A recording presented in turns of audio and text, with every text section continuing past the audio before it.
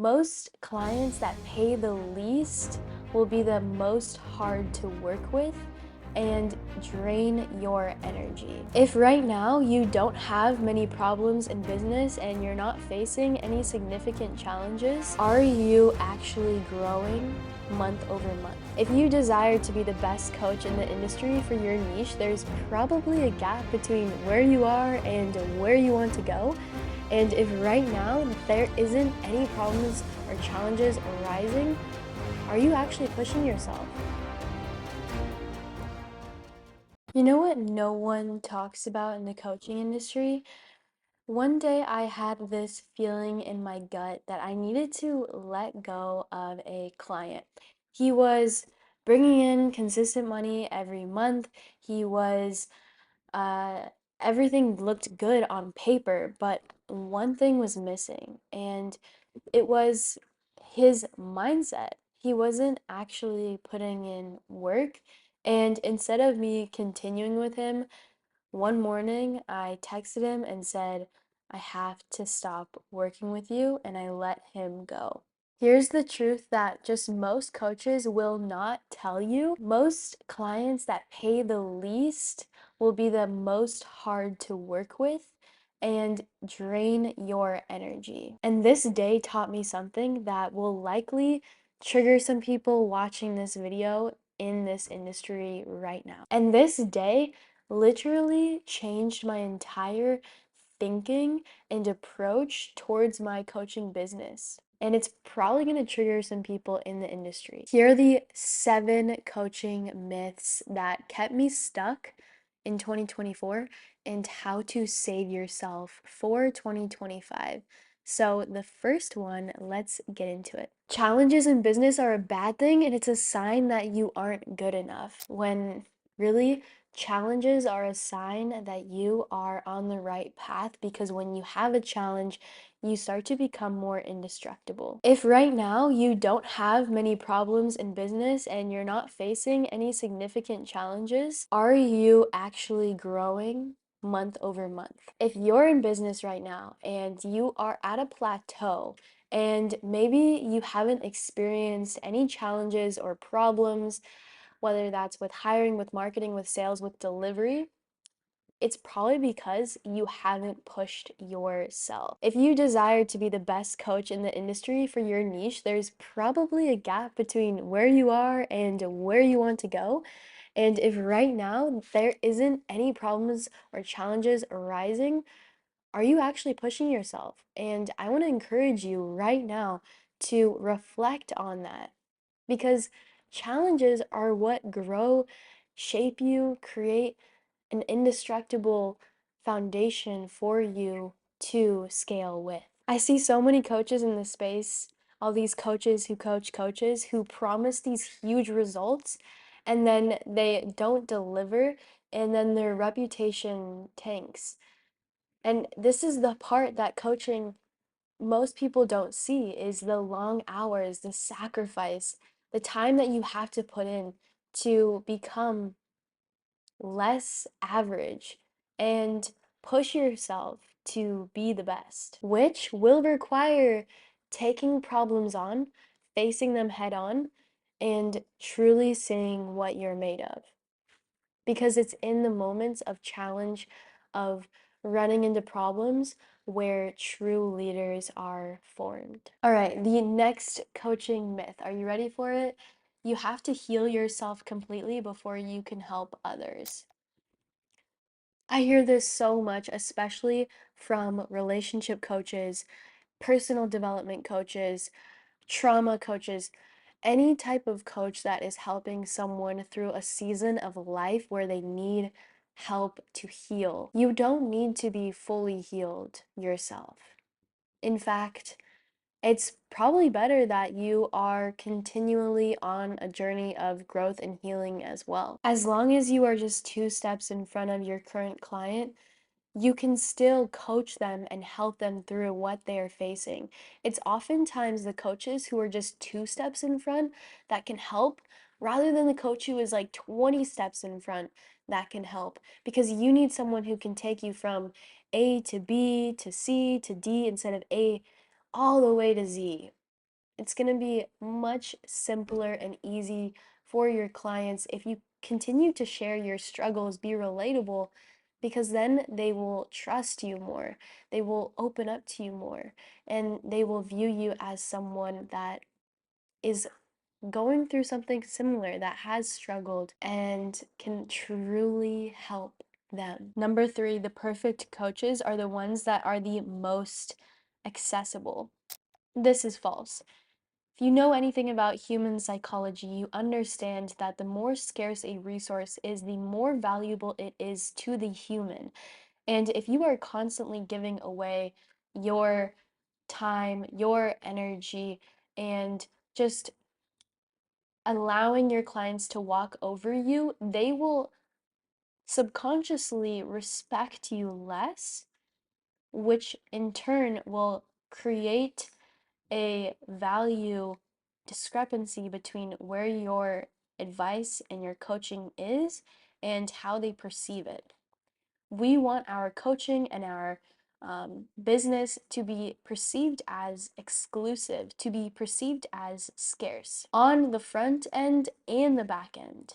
That way, our coaching truly resonates, people respect what we say, and implement our advice. So, the lesson here is setting strict boundaries and being less accessible can create better results. Why is this? Because being accessible 24/7 can create dependable clients instead of empowered clients. Clients respect coaches who value their time. If you aren't willing to be less accessible and allow your clients to become able to solve problems on their own while you encourage them, then they won't create that skill of problem solution. They won't create the skill of solving problems on their own, which will leave them more dependent on you than empowered in their own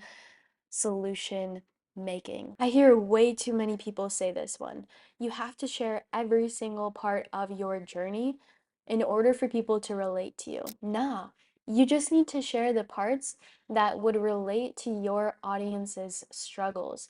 Being authentic and open is amazing, but you don't need to share every single little piece. Strategic vulnerability over full transparency. The best coaches choose which part of their story they want to share with their clients. Being open, being real, being vulnerable is extremely magnetic, but if you can balance it, then that will create a subtle mysteriousness about you, which will then draw people to you. Being everywhere on social media is crucial. Nope, false, completely wrong. I found that the most successful coaches actually build their business on one channel, get really good at that, and then go wide on multiple channels. So, first, they go deep. They become a niche authority on that specific channel. Once you've been able to crack the code on Instagram, then they can transition into other platforms as well. You only have so much focus. So we want to make sure with that focus, you are using it wisely. I genuinely question people who live by the statement, meet clients where they are. When you can push back on excuses and call people out on their BS, challenge your clients, this will build actual trust with them instead of just being the nice coach who encourages them. I don't know about you, but I would rather someone be brutally honest and share truth with me than just be encouraging and nice. I value honesty because honesty is what I need in order to grow. There was a specific call that I had with one of my mentors a couple years ago, and we were reviewing a sales call. And I've done a lot of these sales call review calls, but this specific one, I felt so ashamed, but because he was so honest about it and was like, listen, you need to fix this, this, this, and this. And if you don't, like, he was just so brutally honest about what I had done wrong, and I appreciated it. That then allowed me to land a client the next day, pay in full, because I was so motivated, encouraged, inspired from the honesty, from the honest feedback that he had given me. And maybe I wouldn't have landed that client, maybe I would have, but I know that it definitely helped going into that call. The last coaching myth. Are you ready for it? You have to be ready to invest into yourself. Oh, my favorite story ever is when I was just in college, little baby sophomore college Emily hopped on a sales call and had barely $5,000 in my account and decided to invest all of it, not all of it, decided to invest $2,900 in full into a coaching program. And 30 days later, I made $1,000.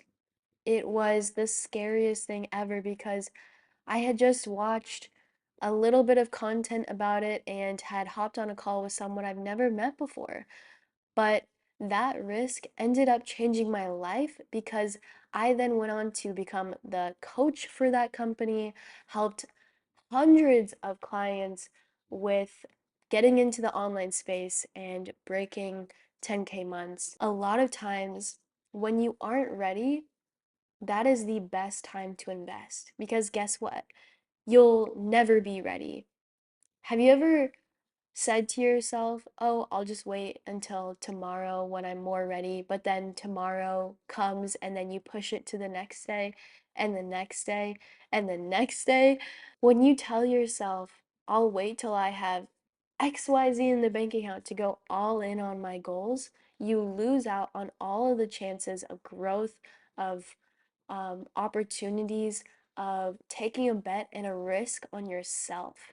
That is where true courage, strength, resiliency is born. And if I'm being brutally honest, if I had invested when I was ready, every single time that I've invested into myself, I probably wouldn't have done it because I never felt ready. But I knew deep down that if I wanted to make a change and get to where I wanted to go, I needed to do something different. Where you are right now, with what you're doing, you have the potential for greatness in your coaching business. And if any of these myths you have told yourself, it is time to lay them down, to break those beliefs and those myths, and take a step in the direction of your future self. To make decisions from the future self, the version of you who owns their niche authority, who is willing to be courageous in the pursuit of more, and isn't afraid to break things in their business so that they can grow. It is your time. 2025 is almost here. Let's make this year our best one yet. Leave a like if you found this video helpful, comment down below your biggest takeaway, subscribe, and I will see you in the next video. Much love.